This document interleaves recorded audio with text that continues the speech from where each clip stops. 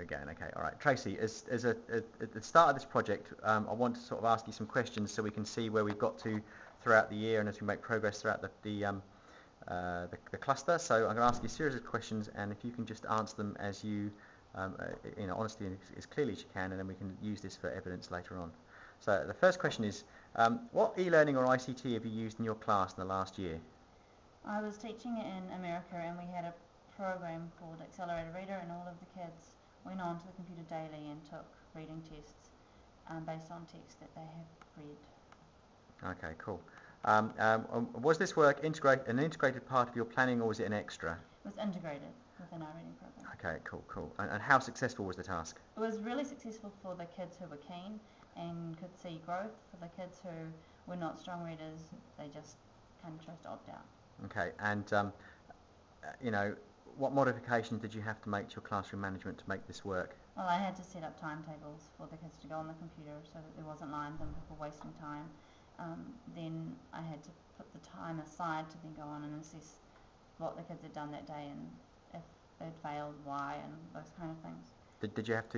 Did some kids have to sort of do a supplementary question here? I know, but did some kids have to sort of do a task when other kids are doing a completely different activity? Yeah, sometimes you had to have extra type, a different book for them to read or that kind of thing too.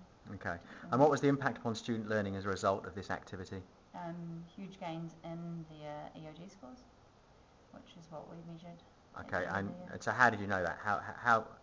We measure at the beginning of the year, and they also collect AR points throughout the year, so it's displayed on a board. Each book they read that they get a 70% pass, I think it was, get a sticker on their chart, and when they got 5 stickers they got to go to the AR store to buy something, so it was supported by the school in that way. Cool. And so was that a school-based thing or a statewide or national? Statewide. So that the results were normed across the state then? Yeah, and I taught in a very, very low socioeconomic school, so ours were not at level, but the kids were making progress. Okay, cool. Did the e-learning skills required to use the program get in the way of the intended learning outcomes? These kids have been doing it for a number of years, so in this case, no. No, okay, cool. Okay, so based on that kind of experience that you've had last year, hang on, if you could do the work again, how would you improve the outcomes? I would put more time into it in the classroom. The program was really quite strict, and we only had like 20 minutes a day to do it. Right. I would also include other things, not just the reading tests. Okay, and so what e-learning goals have you set for the coming year? Well, I have a big job in front of me to try and get our staff up to scratch, if you'd say, and using ICT regularly. Some are doing it really well and some are not doing it at all. Plus I'm teaching groups of children all year long. I'll have taught every child in the school by the end of the year. So my goal is to get them online, get them using things and being really safe about it. And have you got a specific tool that you think you're going to work with to start off with? I think I'm going to try Glogster, and I'm going to try Weebly.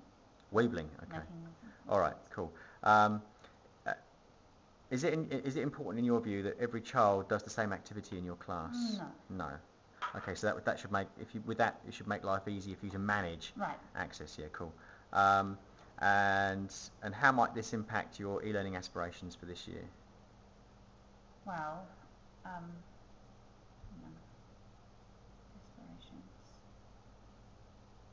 I guess individualised projects and really getting kids enthusiastic to do something that they're really interested in. And I'm lucky because I have the computer suite, I can do that.